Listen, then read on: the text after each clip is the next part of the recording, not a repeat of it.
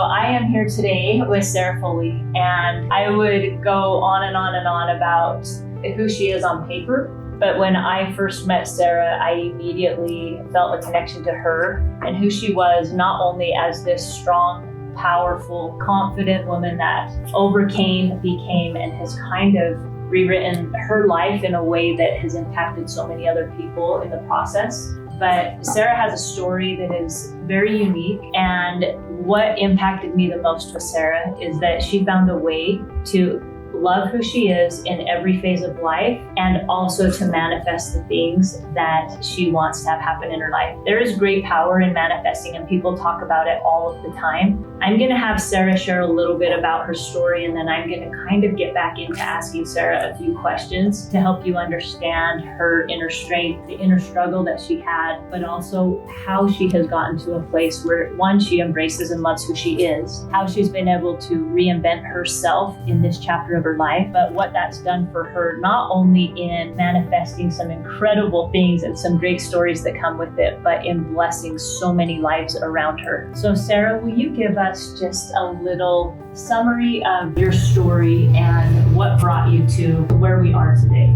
Yeah, and thank you so much for the warm introduction. It's always fun to hear from people what has stood out or where the impact has been made, and so very grateful to hear all of that. You know, the story began, it's like how far back do we go? But back in 2012 was when things really took a shift for me. That year, I was literally living the high life. Every box had been sort of checked off. I was making more money than I'd ever made. I was working as a spa director in Park City, worked really hard for that, worked my way up. Great friends and family. It was like check, check, check. Dating a new guy. That new boyfriend and I, we actually went and did a staycation down in Bryan Head. And the first morning we got there, we went out for this hike on this gorgeous lookout. And I literally just said, gosh, my life is so perfect. Like there's nothing about my life I would change. And I had no idea that 4 hours later, I would be life flighted off of that mountain. And we had met up with another couple for a four-wheeling ride, each on our own.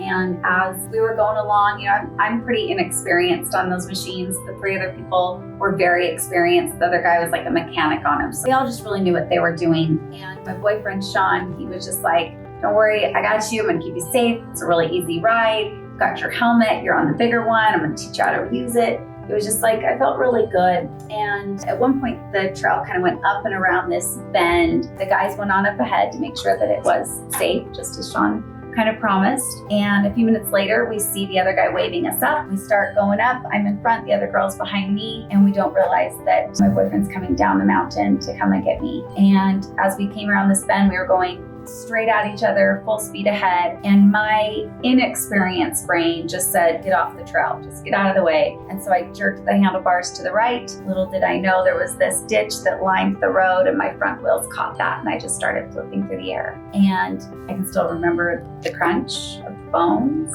I can still taste that dirt, and it was slow motion. I just remember holding on for dear life. I felt like I was screaming. No sound was coming out except for this crunching. And finally it flipped me multiple times and left me against this fallen tree. And from that moment on, I was just very coherent. From the very first second, I was like, I'm gonna be fine. Things like this just don't happen to people like me. My life's going too good. I'm a good person. It was just, this stuff doesn't happen. And so my boyfriend gets up to me and I'm just like, call Life Flight. Don't move me, just whatever you do. And I said, how's my face? And he still kind of giggles about that one. But he just says, babe, your face is beautiful, but I don't know about your body. Not a single scratch, no blood, but we could just tell right away that there was no sensation in my feet.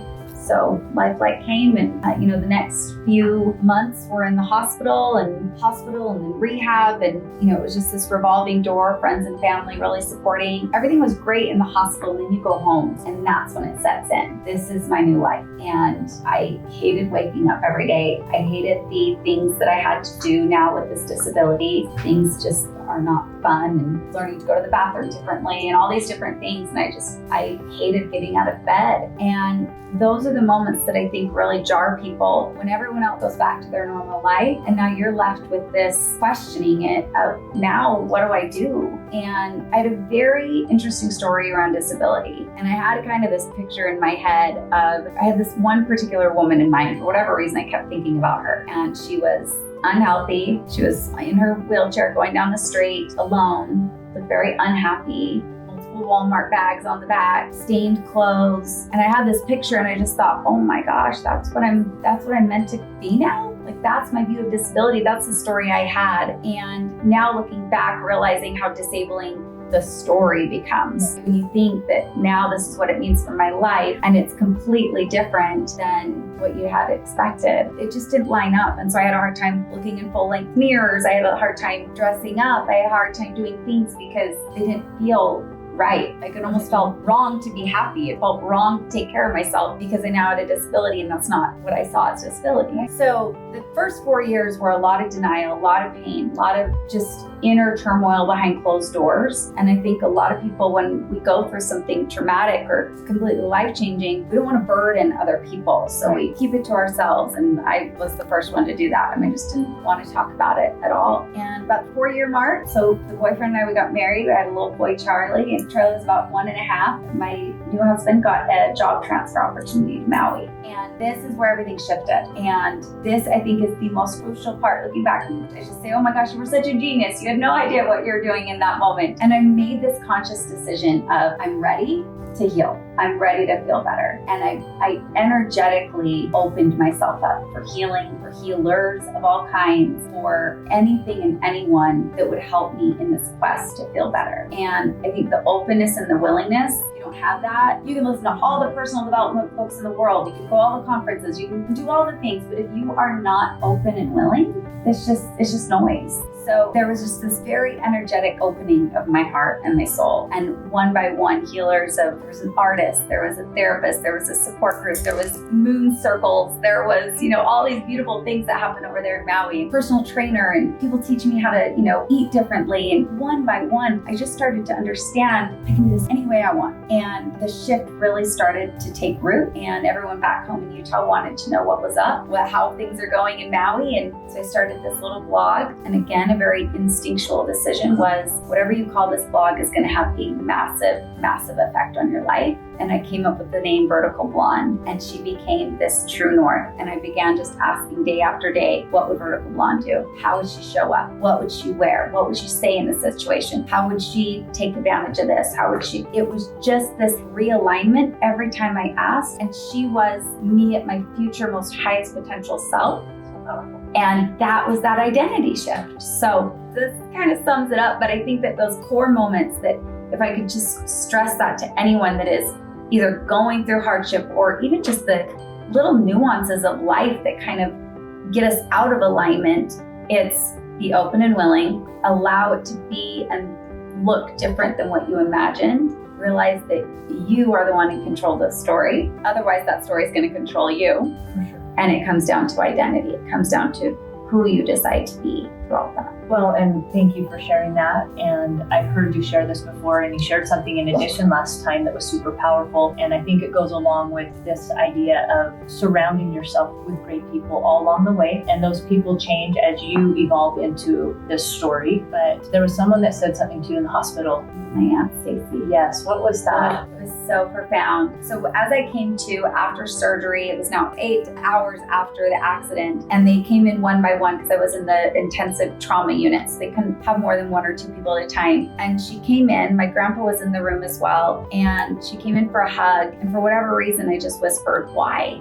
In her ear, just why? And I was so confused. And she, with so much conviction, I've never seen someone's voice physically drop into their body before. And it was just, she just dropped and she pushed away from me, and then she leaned in. It was this like, whoosh, I'm coming at you differently. And she said, don't you ever ask why. Searching for that answer is going to eat you alive, and it's only going to come when it's meant to. And that shift was everything. However, I kind of went like, the pendulum swings kind of into this little land of denial for a while. And then as I kind of came back into healing, I realized that she was so profound in that, but I finally understood why. And I believe the answer is that we get to decide why. Like, we don't ask the question, we decide the answer.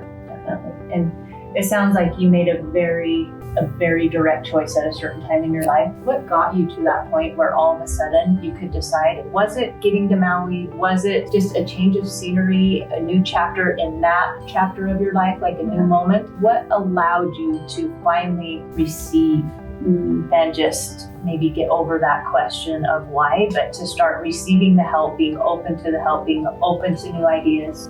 Because I think oftentimes you were a very driven, confident, successful. You had probably a lot of the big fives, the boyfriend, the career, the body, all the things that people want. Mentally, you considered yourself to be so strong that you never can prepare for something like this. But fighting that part of you for a very long time as you go through this, did you ever feel like you weren't that person anymore? Or being that confident person, did it help you push through this? And then at what point did you submit and able to now just say, I am strong, it looks different, and then receive? Yeah. Does that make sense? Absolutely. And it's a beautiful question. I think there was layers to it. I think number one, the pain got so severe that it was just, I didn't want to feel that pain anymore. There was also the layer of, because after the accident, I'd gone back to work at my spa within about 7 months of getting injured. So I went back pretty quickly. So going to a place of now my staff needed me, being needed was really big. But as he got that job, I had to make the decision to leave it. And it was really hard. I actually went back and forth multiple times. It was just like, I can't go. I don't know how to let go of this. And so understanding that the decision to actually leave, it was so intentional of like, if I'm going to leave that, I have to ensure that I've got something else that I get to work for. And initially I thought it was going to be more working towards walking and the physical rehab. I didn't understand the emotional rehab that was necessary in order to get through that. And I think that that's a big part people miss. I think that there's a lot that gets trapped into our bodies, and our bodies start to manifest all the stuff that's going on internally. I'm a huge proponent of that. And so I wanted to feel better. So being able to release the old and being in a position where, okay, clean slate. And I realized that not everyone always gets that, right? Like that was a really big gift looking back, that I literally got to start completely new. Everyone that I met was going to be totally new. And now even coming back, I don't look anything like the person that left the first time. You know, I don't sound like her. Everything is completely changed. But I think that the decision to let go of the old is such a powerful and underrated, and also like we don't realize how hard it is to let go. And so the power of making sure that there's people that you're looking for and open to. I hope that's kind of answering the question. But I think there was just so many layers to it that it's not necessarily one thing. Or one moment. Moment. It was a process. Yeah, absolutely. So I'd mentioned to you before a lot of conversations I've had with people that are in this identity crisis of not going through something as traumatic as what you went through, but you raise these kids, you've given your life, you have purpose, and all of a sudden you're an empty nester. And that parenthood was your identity. And you just lean on that, and having to find a way to start fresh or reinvent or find new hobbies or have new purpose. And it's always a struggle because you want to be with what's comfortable and what worked for you. I just spoke with a coach of mine in retirement, and he was a coach and he was needed. He was all of these things in retirement. He's like, it's beautiful. You can do whatever you want. And he's like, but you can do whatever you want. Yeah, exactly. You know? Like, which way are you going to look at that? It could be a really hard thing, a really exciting thing, which goes back to the power of perspective.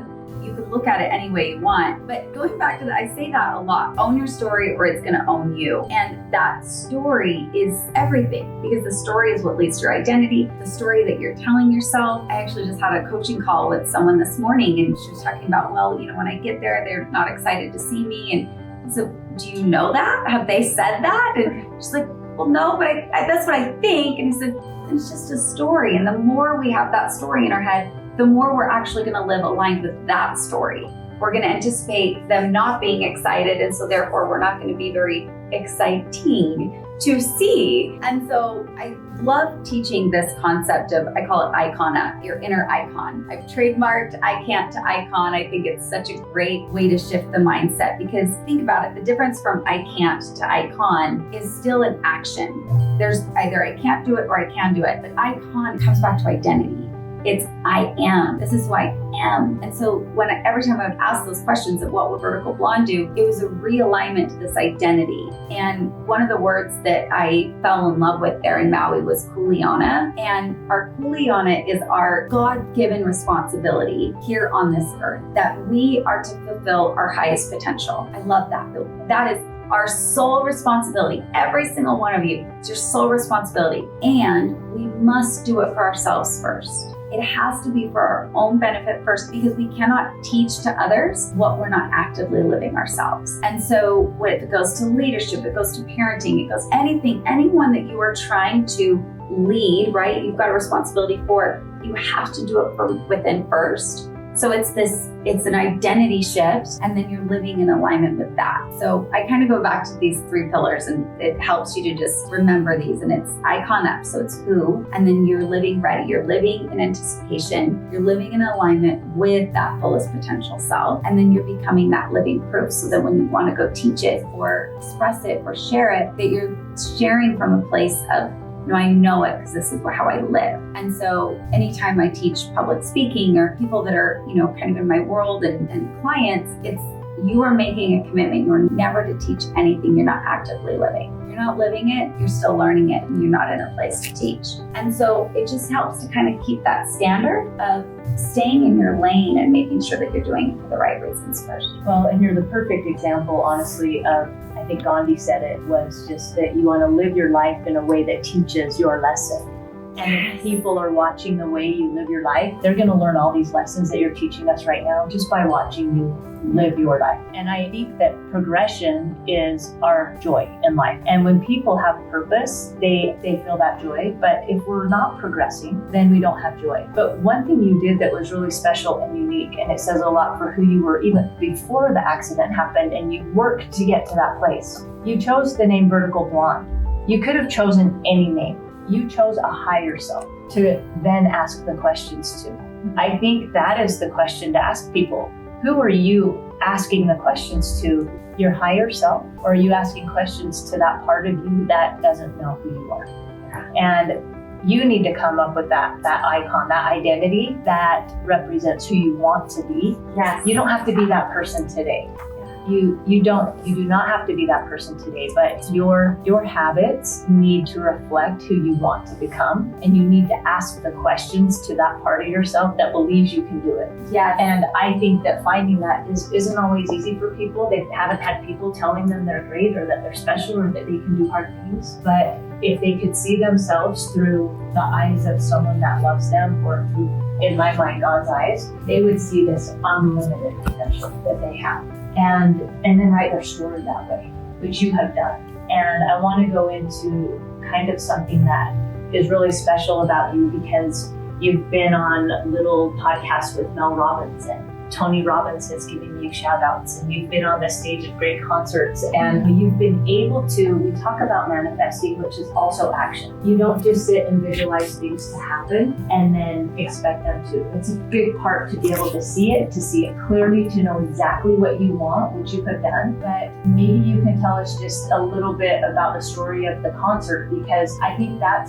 shows the action and being able for people to, I do think people see us as we see ourselves. Yes. And he saw something in you, but it has taken you time to love this person, to truly become Vertical Blonde, who you are in every sense of the word. But what it's done for you from there, just that story of the concert is really neat. Yeah, I love that story so much. It seems to be a fan favorite for sure. So I'm a huge Macklemore fan. I love him so much. I love his music, and I love also his story. I love his story of coming back and the hardship that he had through addiction and finding his own self and his lyrics. I love everything about him. And I found out he was coming in concert. And so I called, here's the kicker. There's so many lessons about this one. I love it so much. I called the one friend who I know is going to give me that boost, right? She's going to breathe so much life into possibilities. So I called Brooke and I said, Brooke, let's go to Macklemore. And she said, awesome. And I said, and when I get there, I'm going to get on stage with him. She said, of course you are. I was like, I called the right person, right? Brooke she's my girl. And so I said, I just have this feeling I'm going to get on stage with him, and I'm going to meet him. I'm going to get dance with him. She She said, of course you are. So I said, okay, here's what we got to do. It was playing at the complex, which is super small, standing only. You probably don't want to look at what's on the floor. Like it's one of these like kind of old industrial type spaces. But I said, we got to get VIP because we got to get there first in line. She said, awesome. I said, we're going to get there really early. She said, awesome, no problem. I said, and we got to go thrift shopping. We both need fur coats. So if you don't know Macklemore, one of his big songs is Thrift Shop. And in it, he's got this huge fur coat and that's the whole thing. She said, of course we are. So of course we went, got our jackets, and we get there super early and we're still like 10th in line or something to get in the door. We get there really early and it's blazing hot. We're in our fur coats and just been having a blast with everybody outside. And immediately, just in buying the tickets, began having that energy, right? The energy of like, I can already feel it. I'm going to be on stage with them and have the best time. I'm so excited for this concert. And that energy just begins to build and build and build. I think all energy has momentum. I think low energy has a total momentum and so does high energy. And so you've got to ride that wave. And so we get there early and lo and behold, this security guard comes over and he said, he said, come on over here. I said, okay, here we go. I'm kind of waiting for this. And he says, I'm going to let you in a little early because once I open those doors, it's literally going to be a herd of hundreds of people trying to get up front. So I want to make sure that you're safe. You get on up front. I used to hate my wheelchair. I despised this thing. And now it has literally become my magic carpet. It has gotten me, and me and my son call it the VIP. Like we get VIP treatment everywhere we go. Our parking, how we get in places, it's always VIP. And so perspective, right? It could be a hindrance or it could be a VIP moment. So he calls me over and he says, we're going to let you in. And they let us in really early. He said, go to the restroom, get a drink, go get your merch. We're the only people in there. And then we see where the ADA, the accessible seating is. And it is in front of the barricade. And the security girl comes over and she said, okay, you're right in front of the speakers. You might want to move back because that bass is going to like blast you. So Brooke and I just moved forward. We're like, we'll just get closer. Like we're not scared of the bass here. And so from the very first moment of buying the ticket to then being there at the concert, it was just high vibe energy and having so much fun. I think people underestimate fun and that fun is the most magnetic thing. If you are having that is always my goal in anything I go to. I'm gonna have the most fun no matter what. I'm not gonna try and be the best or no, I'm gonna have the most fun. And I think that people are just drawn to that. It's like we don't have permission to have fun anymore or something. Adults are really bad. They're horrible at having fun. Yes. Like, loosen up. I want to shake people. Yes. Have a good time. And so all of a sudden we hear it. And he says, I'm going to have a dance off. I need 2 people to come on stage. And I'm just like screaming like right here. And what I don't realize until afterwards is that everyone was pointing at me. People behind me, they're saying her. And they fed off my energy. And that felt really good to just know like, okay, my energy is helping other people have a good time as well. So get on stage, they like lift me, these 2 security guards lift me up the stairs and get on stage and Macklemore's got his arm around me and I'm dancing. And the best part was afterwards. They finish up and they're taking me down and he said, I'll never forget it. He said, this is what life's about right here.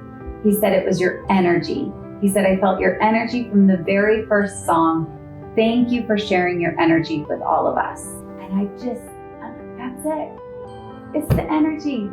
So my energy got me on stage with Macklemore. It was the best time of my life. Such a good night. I still get stopped in the grocery store. I'm like, hey, weren't you the girl dancing with Macklemore? Yes, that was me. Well, energy, for better or worse, it is contagious. Yes, but absolutely. Every single thing that you did required an action to get you there. Yes. But again, it was you totally owning who you are, the position that you're in, loving it, but it has not stopped you from living life. No. And I know that you have a lot more things that you want that are just going to become your reality.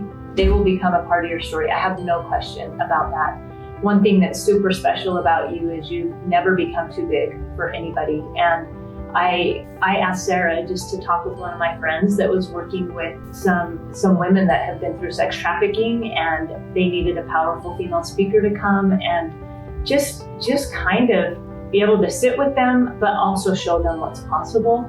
And Sarah's the first person that came to my mind. And of course, she's busy and she has an incredible business and she's hanging out with people that are also really busy. And yet, just you're so sweet to accept an opportunity to speak, whether it's 2 people or 15 people, I call you to come and meet today and you say yes. And I know sometimes no is going to be your greatest yes at certain points in your life, but you have no idea how much it means for me to know that I can reach out to you. And it's okay to say no, but your willingness to just take what you've been given and bless as many lives with it as possible. But who you've become in this process, I have a really good friend that follows you and just thinks the world of you. And she's in a situation where she has MS, and over time it's gotten worse, but she's like, I don't have any of my big 5.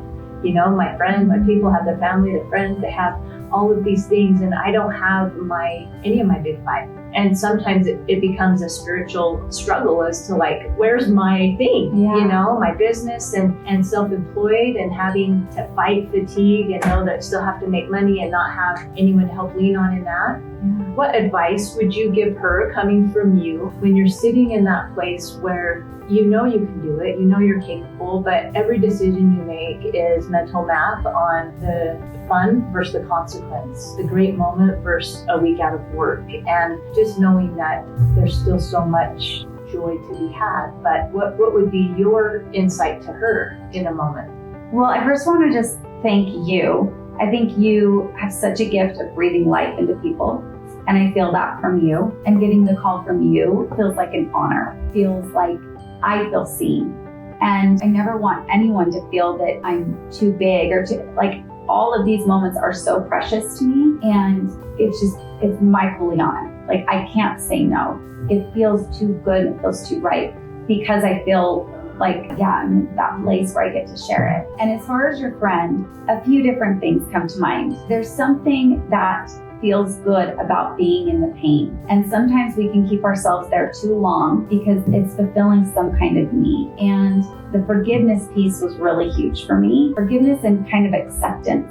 So there's a Ho'oponopono prayer, if you've heard of this. And it's an ownership practice. This is what I love about it. You can do it towards yourself too, but it's simple, and it's, I love you, I'm sorry, please forgive me, thank you. And it's, I love you for who you are. So we use towards ourselves too. I love you for who you are. I'm sorry for how I've treated you. I'm sorry for anything I've done that has been painful. Please forgive me for how I have seen you and therefore how I've treated you. So I love you. I'm sorry. Please forgive me. And thank you. Thank you for being you. So we can do this towards anyone, towards ourselves or anybody. And I had to do this towards myself quite a bit to get to this place of both ownership and acceptance. And acceptance is a funny thing. I used to think that acceptance meant that I had to like my circumstance. And it's not that at all. It just means that I accept and I understand that right now is my starting point. I'm not going to try and start in the past, because when I'm resentful and when I'm mad and bitter about what's happened, I'm trying to start in the past and change it. That is done. It's unchangeable. But what's right in front of us is where we get to accept as our starting point. So if today's my starting point and I know the life I want to create, what is my simplest first step? And I met a beautiful therapist there in Maui. She's like my medicine woman. And every single Friday I would go into her and she would ask the same question. She'd have me put my hand on my belly and she'd say, what part of you needs you right now? What part of you? And it was really interesting. The first part that popped up was my feminine fire, the feminine part of me. And it was, what does this part need? It needs to dance again. Simple answers. But okay, my feminine fire, I need to feel feminine again. I need to dance again. And so I followed these little nudges internally. I started looking for opportunities to dance. I ended up getting led to this woman who had an aerial silks class, and we would get me up into like the aerial silks and get me feeling weightless again and dancing with it and just moving. And what she was really, really talented at was literally allowing your body to speak. And so she would have you like grab a word out of the bowl, or maybe we would choose a word or intention, and she'd turn on music and then you would just allow your body to express it. It was so powerful. I just saw her this last time when I was in Maui. I love seeing drag. It's called Uplift Maui. If you're in Maui, go to her. Shameless plug, because I'm obsessed with what she offers. And so what I would encourage with your friend is, number one, acceptance with a big old dose of forgiveness. Forgive yourself for however you treated yourself because of the story you have around what's happening, and know that right here, right now is your starting point. And then from there, you get to answer your own questions. What part of you needs you right now? And the answers will typically surprise us. And if you can get really, really good at trusting the very first thing that pops up. Because usually we'll get an answer and be like, no, that doesn't sound right, or oh, I want something else, or not the one I wanted, or but just trust it, that very first answer. Whatever part pops up, and then what does that part need right now? And you follow through. And that's how you start to build trust with yourself. I love the word confidence because it literally means to trust in. So if you want confidence in yourself, you have to start trusting the answers you receive and then building the trust that you'll actually follow through on the words and the answers that you receive. It's beautiful. And we can all use that. You don't have to be in a hard place. I mean, life's hard. You're always in a hard place, right? Absolutely. That being so forgiving of ourselels and loving ourselves is key. So the last thing that I want to ask you is just, I think because of social media, we have this idea that everybody's life's better than ours. And even though you've been through what you've been through, they see you on stage or they see your successes, and it's like they forget all that you've been through to get there, but it's where they're seeing you right now or what they don't have, right? So we look at that so many times as everyone has something we don't. And that focus, obviously that lens needs to shift. But kind of turning that a little bit is, how important is it, one, to realize everybody goes home at the end of the day and has real life problems. And what you see and what's presented can be super authentic and real, but it doesn't mean it's without its struggles of life. Yeah. But how important is it for you to not just say, okay, I've arrived, but continue this progression? And I like to talk to people about stacking wins. We talk about confidence, and that's truly loving who we are, giving ourselves grace, but we have to act. And you still have to find ways to get wins. Like this right here could be a huge win. You saying yes, coming and doing this, convenient or not, you're gonna leave here having blessed our lives, but because of that and giving back, that's true happiness, the contribution. But the stacking of wins, what are those habits and what are those things that you have to consistently do to continue to progress so you can contribute, so that you can still enjoy this life that you've created?